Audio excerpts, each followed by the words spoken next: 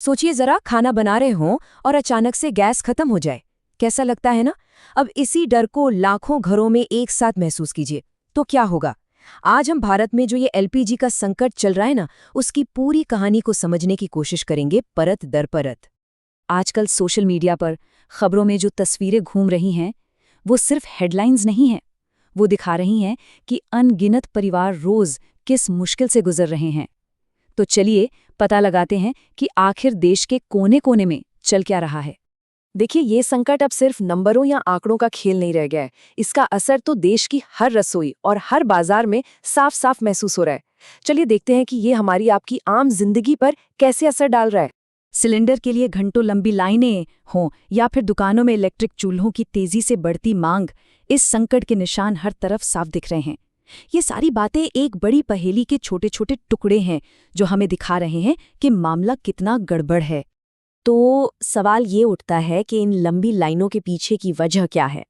क्या सच में गैस की बहुत बड़ी कमी हो गई है, या फिर ये सिर्फ एक घबराहट है, एक पैनिक है जो चारों तरफ फैल गया है। इस सवाल का जवाब जानने के लिए हमें आंकड़ों को देखना ही होगा। अच्छा, तो जरा ये देखिए, आमतौर पर देश में रोजाना करीब 50 से 55 लाख एलपीजी सिलेंडर बुक होते हैं। लेकिन अब ये आंकड़ा एकदम से उछलकर 75 लाख तक पहुंच गया है। ये जो जबरदस्त उछाल है ना, ये सिर्फ जरूरत नहीं दिखा रहा, ये साफ साफ बता रहा है कि लोग घबराहट में बुकिंग कर रहे हैं। और यही पैनिक बुकिंग इस प्रॉब्लम को और भी बड़ा बना रही है।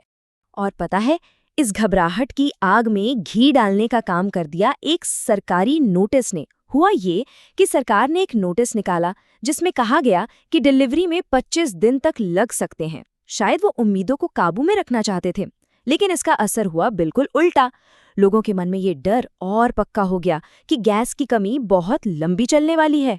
चलिए अब थोड़ा जूम आउट करते हैं, क्योंकि हमारे किचन तक जो ये आंच पहुंच रही है ना, उसकी जड़ें हमारे देश से बहुत दूर हैं। इस लोकल प्रॉब्लम को अगर सच में समझना है तो हमें ग्लोबल पॉलिटिक्स को देखना होगा। खास तौर पर वो कहानी जो हॉर्मुज से शुरू होकर हिंदुस्तान तक आती है। तो ये है हॉर्मुज जलडमरू मध्य। ये एक बहुत ही पतला सा समुद्री रास्ता है, लेकिन दुनिया की एनर्जी सप्लाई के लिए ये बेहद जरूरी है। और यही जगह आज ईरान, इजराइल और अमेरिका के बीच टेंशन का सेंटर बन गई है। वहां जो भी गड़बड़ होती है उसकी लहरें पूरी दुनिया में फैलती हैं, और भारत पर तो इसका सीधा असर पड़ रहा है। अब ये चार्ट देखिए, ये साफ साफ दिखाता है कि हम कितने निर्भर हैं।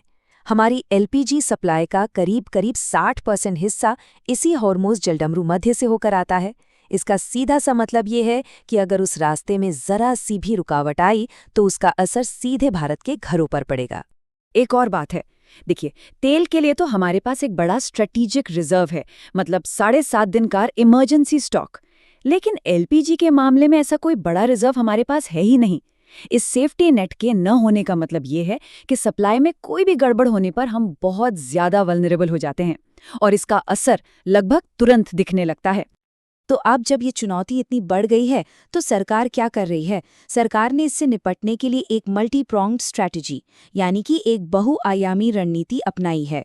चलिए देखते हैं कि इस सिचुएशन को संभालने के लिए अलग अलग लेवल पर क्या क्या किया जा रहा है। सरकार ने मूलतः 4 बड़े कदम उठाए हैं। पहला, देश की 23 रिफाइनरियों को कहा गया है कि वो अपना एलपीजी प्रोडक्शन बढ़ाए। टारगेट है 26% का इजाफा। दूसरा, डिप्लोमेटिक लेवल पर बातचीत चल रही है ताकि हमारे टैंकरों को सेफ रास्ता मिले। तीसरा, जमाखोरी और कालाबाजारी रोकने के लिए इसेंशियल सर्विसेज एक्ट यानी ईएसए लागू कर दिया गया है। और चौथा, अमेरिका, नॉर्वे और नाइजीरिया जैसे नए देशों से भी गैस सप्लाई के रास्ते तलाशे जा रहे हैं। और इसी बीच एक अच्छी खबर भी आई है। भारत के 2 एलपीजी टैंकर, जिनके नाम शिवालिक और नंदा देवी हैं, वो हॉर्मुज के उस मुश्किल रास्ते को पार करके सुरक्षित भारत पहुंच गए हैं। ये एक बहुत बड़ी राहत की बात है, और इससे सप्लाई की कमी को दूर करने में काफी मदद मिल सकती है। देखिए, ये संकट सिर्फ हमारी सप्लाई चेन का टेस्ट नहीं ले रहा, ये हम नागरिकों की जिम्मेदारी को भी सामने ला रहा है। और दुर्भाग्य से ऐसे वक्त में कुछ लोग गलत काम भी करने लगते हैं, जिससे हालात सबके लिए और भी खराब हो जाते हैं। होता क्या है कि जहां लंबी लाइनें लगती हैं, वहीं कालाबाजारी शुरू हो जाती है। कई लोगों ने घबराहट में सिलेंडर जमा करना शुरू कर दिया है, और इसी का फायदा उठाकर कुछ लोग ऊंचे दामों पर सिलेंडर बेच रहे हैं। इससे सबसे ज्यादा नुकसान उन लोगों का होता है जिन्हें सच में गैस की जरूरत है। ऐसे पैनिक के माहौल में अफवाहें बहुत तेजी से फैलती हैं। इसीलिए सरकार की तरफ से बार बार ये साफ किया जा रहा है कि घरेलू सप्लाई में कोई कटौती नहीं होगी। ये सबसे बड़ी प्राथमिकता है। और देश के पास पेट्रोलियम का काफी बड़ा स्टॉक मौजूद है, इसलिए घबराने की जरूरत नहीं है। ऐसे समय में हम सबकी यानी कि आम नागरिकों की समझदारी बहुत बड़ा फर्क ला सकती है। जैसे कि अगर हमारा सिलेंडर अभी खाली नहीं हुआ है तो नया बुक न करें। जिन्हें ज्यादा जरूरत है उन्हें पहले मौका दें।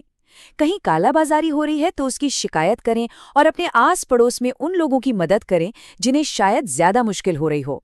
कालाबाजारी को रिपोर्ट करना बहुत जरूरी है। इंडियन, भारत गैस और एचपी गैस इन सभी के हेल्पलाइन नंबर्स हैं जहां कोई भी नागरिक ऐसी गलत गतिविधियों की रिपोर्ट कर सकता है। ये एक छोटा सा कदम है, लेकिन इससे बहुत मदद हो सकती है। तो आखिर में ये संकट सिर्फ सप्लाई चेन में आई एक रुकावट नहीं है, ये उससे कहीं बढ़कर है। ये एक तरह से हमारी राष्ट्रीय सहनशीलता और हमारी सामुदायिक भावना का इम्तिहान है। हम सब मिलकर इस चुनौती का सामना कैसे करते हैं, यही बात एक देश के तौर पर हमारी असली ताकत को दिखाएगी।